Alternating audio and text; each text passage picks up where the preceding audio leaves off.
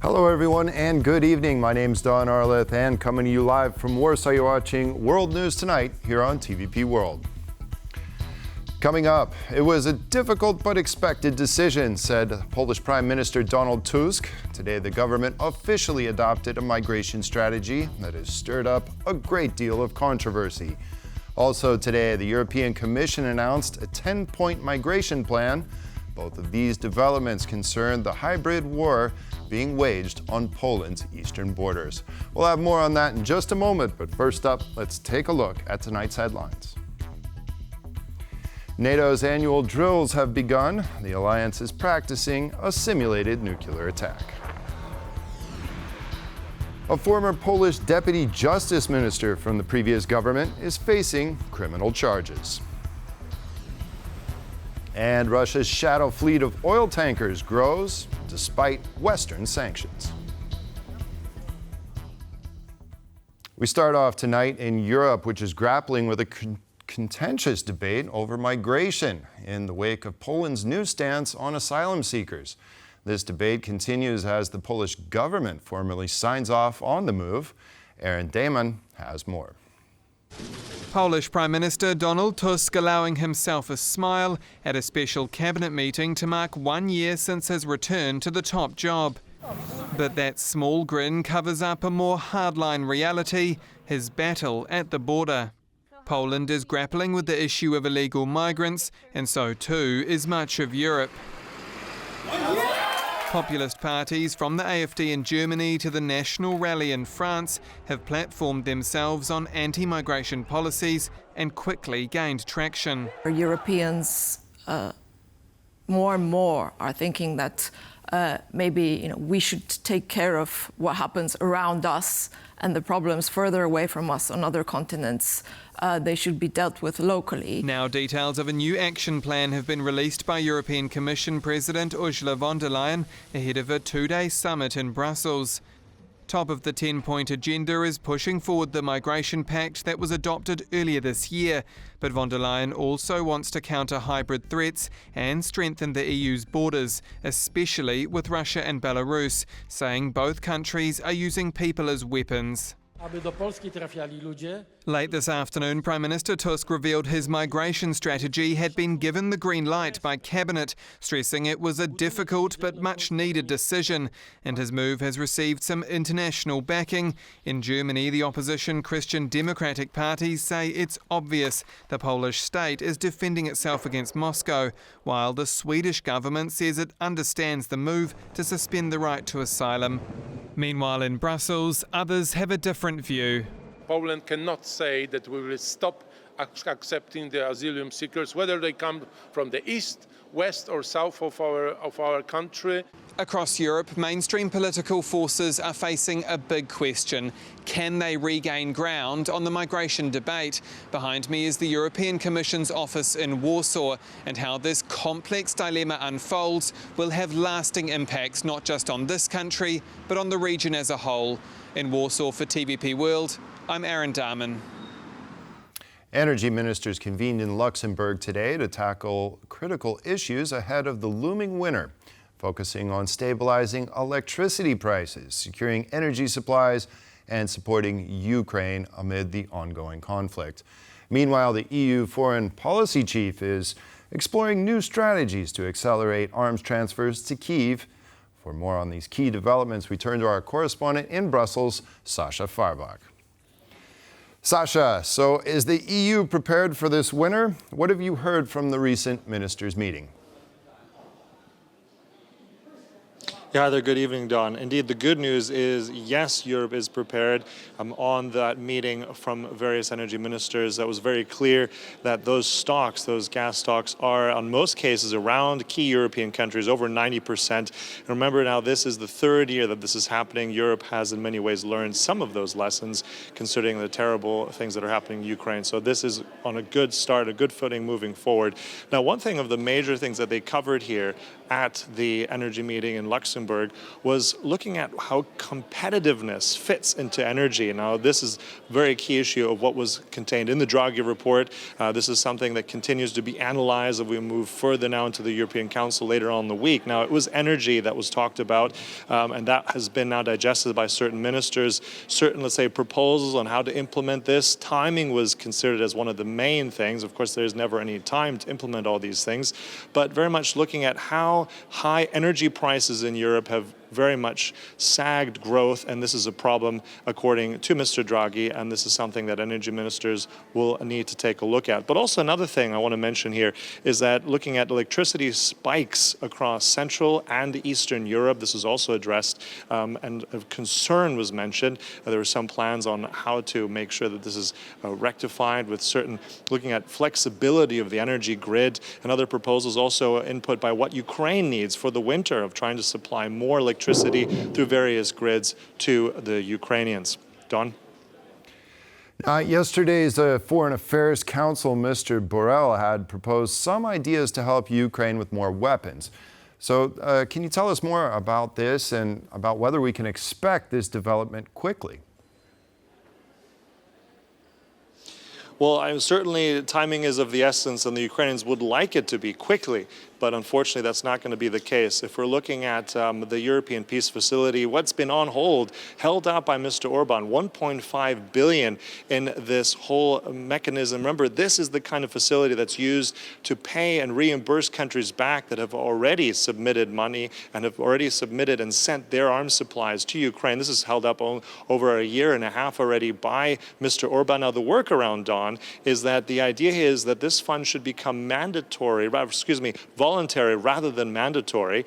This would be a workaround that has not been fully accepted. Ms. Borrell said that there's hope that this would be accepted in next month's council meeting. Now, just give you some figures as well. It's 1% of that fund that the Hungarians are paying into, so this could easily be covered by other countries. Now, but it does go down a slippery slope if indeed that is the case, and this workaround is actually agreed upon. It would set a certain kind of precedent that other countries could opt out of the solidarity of helping Ukraine. So that's going to be analyzed further, but it is a potential way of how the High Representative would like to fix this issue. Don?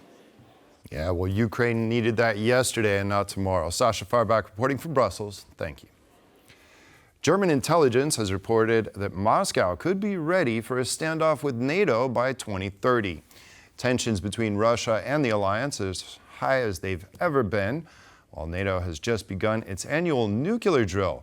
The Kremlin says it's nothing but further escalation. Mark Steele has more. NATO's Steadfast Noon nuclear exercise has begun with 60 aircraft involved in the training sessions. The drills will focus particularly on the North Sea region. In an uncertain world, it is vital that we test our defense and that we strengthen our defense so that our adversaries know that NATO is ready and is able to respond to any threat. Involved in the exercise aimed at defending NATO members are also countries of the alliance's eastern flank, including Poland. 4 F-16 multi-role aircraft and 90 soldiers from the Polish Air Force are taking part in the Steadfast Noon exercise, NATO's annual nuclear weapons exercise. The drills are taking place at a time of heightened tensions between the alliance and Russia. German intelligence has warned that Moscow could be in a position to attack NATO by 2030. Whether we want it or not, we are in direct confrontation with Russia. Putin has long declared us an enemy. The possibility of a confrontation between Russia and NATO increases if Ukraine loses the war, experts say. Supporting Ukraine is a way of postponing this moment of attack by the Russian Federation against NATO. We gain time in this way, and Russia loses strength. Weapon stockpiles are rapidly depleting as the war in Ukraine continues. To be able to defend itself, Kyiv needs constant shipments. Our best bet for a victory that secures the United States and NATO's and Ukraine's interests is actually decisively defeating the invasion now and not giving the Russians the breather that they need to be able to finish the job on Russia's terms. Should the West redirect its focus, a NATO-Russia confrontation could soon become an actual possibility. The former Polish Deputy Justice Minister, Marcin Romanowski, could soon face arrest, as he's once again been presented with charges from the public prosecutor. While no arrest warrant has been issued just yet, such a scenario hasn't been excluded. The former deputy minister from the Conservative Law and Justice Party is accused of being part of an organized criminal group, embezzling at least €20 million from the Justice Fund. Kazimierz Wysiak reports.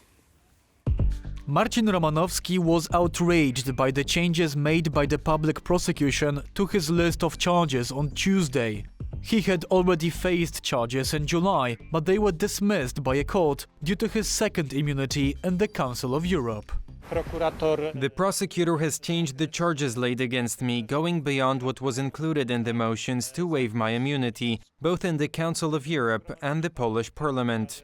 The prosecution was able to lay charges for the second time since the Council of Europe recently waived the former minister's immunity. While some of the legal qualifications have indeed been modified, the accusation remains the same. The main variable here is what type of crime was committed. We haven't stepped out of these boundaries. We are still talking about the same crimes. The few modifications of legal qualifications make no difference here. Mr. Romanowski stormed off the premises of the public prosecution, threatening to send an official complaint to the Council of Europe. But whether that could have any impact on the criminal proceedings against him is an entirely different matter. Mr. Romanowski had an opportunity to talk in Strasbourg and to present his case, to present his perspective. It was his decision, it was Romanowski's decision that he is not going to participate in this meeting. So now it's too late to present his perspective, as he did not want to do it in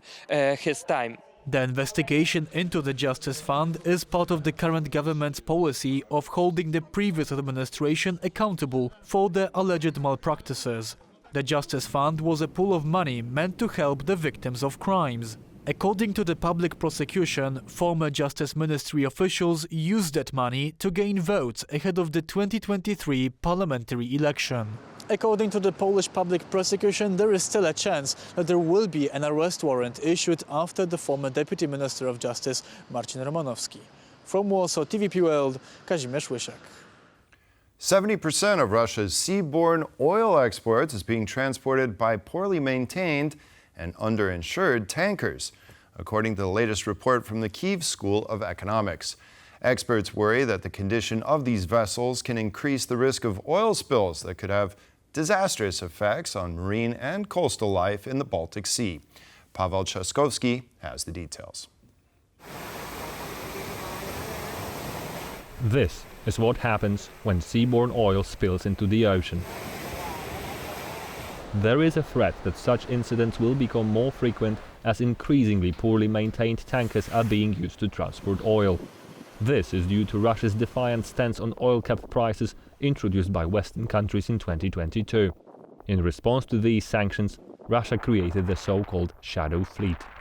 The Russian Shadow Fleet is created from the really old tankers that cannot be maintained in a professional way at the European ports because of the sanctions, and they can't be insured in a proper way. The Russians operate these ships under flags of convenience, those belonging to other countries. They're using the vessels that are under the flag of countries such as Gabon, for example.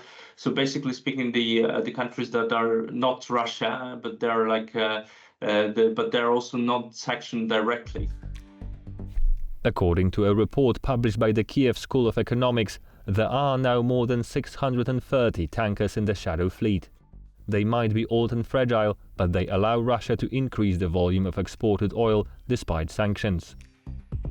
In 2024, the volume of Russian oil transported by these tankers grew by 70% year to year. It is estimated that the Shadow Fleet transported 70% of all Russian seaborne oil in June 2024. Although no major accidents have been reported yet, the authors of the report warn that a major disaster is waiting to happen and cleanup costs would reach billions of euros. those tankers are not properly insured. So in case of the damage or oil spill, we don't really know who's going to pay for such damage. This danger has sparked protests such as this Greenpeace attempt to block a Russian oil tanker in the Baltic Sea in September of this year. Experts say that Russia's actions are technically not illegal. Further tightening of sanctions is one way to curb the operations of the shadow fleet, but the effectiveness of such actions might be limited. It is not only the Western nations that are a part of the oil trade, and countries such as India and China, by not being a part of the sanctions, they're basically speaking, they're opening the whole system for loopholes such as these. Oil is not the only resource that has seen an uptake in Russian export. A report published in September by the European Commission shows that the share of gas from Russia in EU imports, which has decreased significantly in the last 2 years, will increase again in 2024. Russian LNG has only been partly sanctioned so far, and some EU countries are demanding that the European Commission tightens the regulations on the import of this resource. And now to the Middle East. Western officials have reiterated their support for the UN peacekeeping mission in southern Lebanon. Their words come after Israeli attacks had hit the mission, wounded several UN soldiers. Israel is calling for the withdrawal of peacekeeping troops from the conflict zone. Krzysztof Panek has the latest on this dispute. During a Tuesday press conference, the German foreign minister expressed her support for the United Nations interim forces in Lebanon. Her words echo similar statements from the Italian, French and British governments. This means that this UNIFIL mission, which will have to be even stronger and more robust in the future, must not be shot at, but on the contrary, must be protected. And that is what we as an international community expect. We Europeans made that clear yesterday. The Americans made that clear, the British made that clear. The UNIFIL troops are deployed throughout the southern Lebanon. They are caught in the crossfire between Hezbollah and the IDF, which moved into the region 2 weeks ago. You saw over the weekend a series of events happening along the Blue Line in which our peacekeeping mission positions were impacted and some of the peacekeepers were hurt. UNIFIL colleagues had said that since October 1st, UNIFIL positions have been impacted on 20 occasions, including by direct fire, and on one occasion breached by 2 tanks from the IDF. Israel has denied purposely targeting UN soldiers and has called on them to withdraw from the region amid the accidental attacks. We regret any harm done to UNIFIL personnel, and the IDF is doing its utmost to prevent such incidents. But the best way to ensure the safety of UNIFIL personnel is for UNIFIL to heed Israel's request and to temporarily get out of harm's way. The UNIFIL mission was established in 1978 to ensure an Israeli withdrawal from southern Lebanon. It took no action against Israeli troops when they re-entered the country 3 times since, including this year. The mission's mandate was expanded to assist the Lebanese government in clearing the south of the country from armed groups, of which Hezbollah is by far the most significant. Despite this, no significant action has been taken against Hezbollah either. The group has been setting up positions next to UNIFIL bases with no reaction from the peacekeepers. Because of that, Israeli commentators have criticized the mission as useless. The Israeli government has also accused Hezbollah of using the peacekeepers as human shields. Other analysts point out that it does bring some benefits. Presence of UN mission in the area helps to lower the intensity of fightings. It helps to protect civilian, at least by possibly witnessing any kind of crimes. The UNIFIL mission is currently made up of around 10,000 soldiers, some 200 of whom are Polish troops. Throughout its 46 years long mandate, the mission lost over 300 soldiers. While none have died during this round of fighting, further casualties are likely. Turmoil in the Middle East continues. It's been over a year since the barbaric terrorist attacks on Israel, and Hamas still holds over 100 hostages in captivity. In the meantime, Gaza has been flattened. Thousands of Palestinian civilians have been killed, and the IDF tries to continue to eliminate the Hamas terrorist group. Tensions with Hezbollah have also boiled over, extending the conflict into southern Lebanon. If that weren't enough, Iran has also launched about 200 missiles on Israel at the beginning of the month in retaliation for Israel's assassination of key figures, including Hamas and Hezbollah leaders. Now we await the Israeli response, which could embroil the Middle East into a regional war. And now joining me to discuss where we are headed from here is the Israeli Minister of Economy and Industry, Nir Barkat. Hello, sir, and thank you very much for joining us tonight on World News. Good evening, Don. Thank you for hosting me. Yes. Now, first of all, I'd just like to start off with the hostage situation. Could you perhaps tell us how the negotiations, if they are continuing, and does the government have an estimate as to how many of these hostages are still alive? Yeah, mind you that 250 hostages were taken with pajamas from their beds. These are civilians that created no harm to anybody. And the invasion of the terrorists to Israel and taking the hostages is a huge violation of anything. It's more than a war. We have not seen atrocities like we've seen October 7 since the Holocaust. Now, we demand our hostages back. Today, there are 101 hostages in inhumane conditions in the tunnels underneath the ground. They're keeping them the Hamas is keeping them in inhumane conditions. Nobody to talk to right now. The Hamas leadership probably wants to see the escalation in the region. And unfortunately, we find it very difficult to negotiate with anybody on the other side. We're talking about monsters. They're psychopaths. And to negotiate, to release the hostages is very challenging. All Israelis, we do everything we can to bring the hostages back, but unfortunately the situation is far from being over at this point. We'd like to see it settled, but it's probably, unfortunately, it's going to take some time. So currently no talks on the return of... To the best of my knowledge. Okay, now let's address the elephant in the room. Yep. When should we expect Israel's response to Iran and the barrage of missiles that it launched on your country? Well, Don, let's better understand the geopolitics. Iran wants Israel eliminated off the map. That's their charter. They have an evil alliance with Qatar, and they use the proxy strategy to try and strangle Israel with Hamas in the south, Hezbollah in the north from Lebanon. They have the Houthis and other jihadi Muslim Brotherhood cells around the region, in Iran, in Iraq, and in Syria. They even launched a direct attack on Israel with 200 ballistic missiles. And they're trying to, at the same time, create a bomb, a nuclear bomb, in order to use it. They want to destroy and eliminate the state of Israel.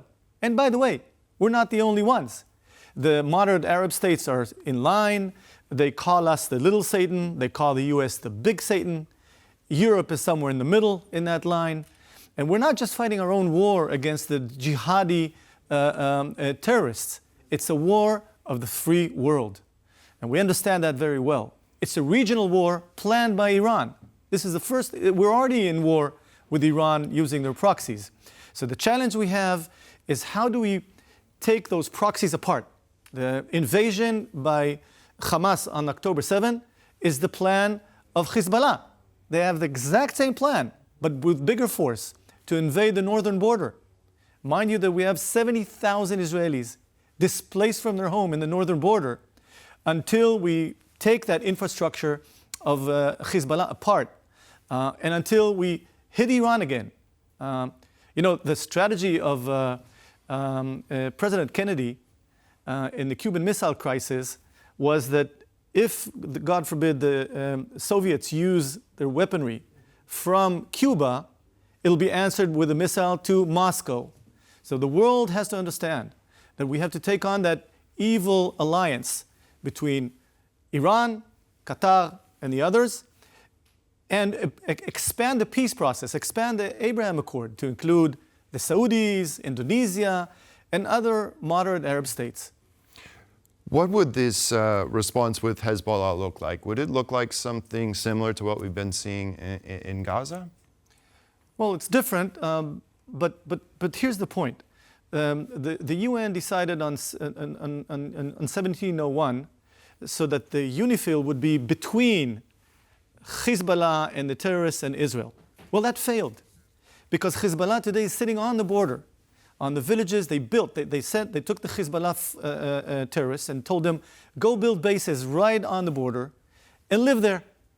Now, on every village in the southern part of Lebanon, which is right next to the border of Israel, you've got huge investments of terror and cells of terror that are just waiting in order to invade Israel. We have to take that apart. With all due respect to UNIFIL, they're certainly not an enemy of Israel, but they were useless in the process because Hezbollah totally ignored them, and are sitting on the border. We have to further them away from the border. And the idea of any kind of solution in Lebanon in the future is to have this perimeter that they cannot enter. And right now we're just saying to our friends in UNIFIL, shy away, move aside so that you don't get hurt, because we have no quarrel, of course, with the UN or the UNIFIL. We want to make sure that the terrorists of Hezbollah are moved away from the border. And we have to defend. We have to bring back our 70,000 displaced people that for a full year are not at their home because of that threat. You mentioned Iran and its proxies. In this part of the world, we see Russia as the primary threat. In the Middle East, you see Russia having a hand in cooperation with Iran. Does Russia pose any kind of threat to Israel's security? I don't think so. We're focused on our enemy. Russia is not an enemy of Israel. They have their own challenges, and naturally they've supported throughout the years the enemies of Israel. But we are focused on Iran and the proxies on the bad guys. In the Middle East, you learn to be really bad with the bad guys, but on the other hand, really good with the good guys. Mind you that Israel has 40 years peace with Egypt. We've demonstrated that we know how to create peace with what was the biggest enemy of Israel, Egypt. And we have 25 years peace with Jordan. We have 4 years peace with the Abraham Accords.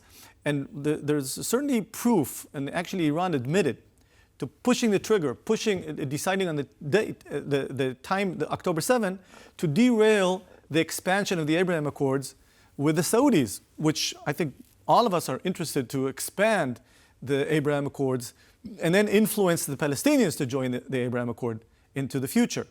But that goes through winning the war. We have no choice. We have to eliminate the terrorist, the radical Islamic the regime headed by Iran. We have no choice, and we need the support of our friends here in Europe and all over the world. We'll be considerate as possible to make sure that minimal collateral damage is made. Of course, we will have no quarrel, not with the people of Lebanon, not with the Palestinian in Judea and Samaria or in Gaza. We have issue with the radicals and the terrorists that we have to make sure they lose this war. And Iran stands behind Hezbollah, Hamas. What is this response going to look like against Iran? There have been reports that Netanyahu told President Biden that the strike would not include nuclear or oil targets in Iran. Is that the type of response that we should expect? Do you think I should answer you live here? I do. Well, maybe you expect it, but certainly I don't think it's prudent for us to discuss the response. But it's very, very clear that Iran has to pay a heavy price for their aggressiveness, from their jihadi approach. And again, this is not just our interest. When we talk to our friends in the region and in Europe, everyone understands that Israel has the right to defend itself. And we have the right to offensively target our enemies that are trying to wipe out Israel. And we will do that not just for our benefit, but for the benefit of the free world. You have previously said that Iran's nuclear targets, this could be the only chance to strike those targets.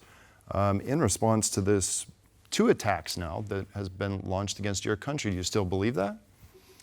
Well, I believe that they're going to be surprised and I prefer not to discuss the details until we demonstrate what we actually mean.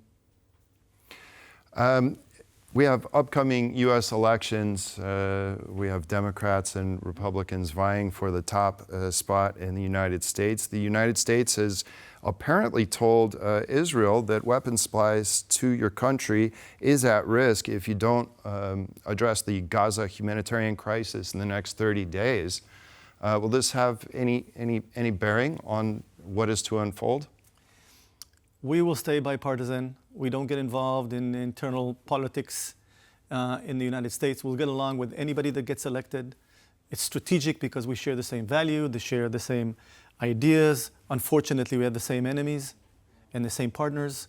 We value life, and we will fight the radicals and the bad guys. And we'll find a way to work in a bipartisan way with whoever gets elected in the United States. Well, Minister Barkat, I thank you very much for joining us on World News Tonight. Thank you very much. Appreciate it. And that concludes this edition of World News Tonight. Thank you all for watching, and stay with us for more here on TVP World.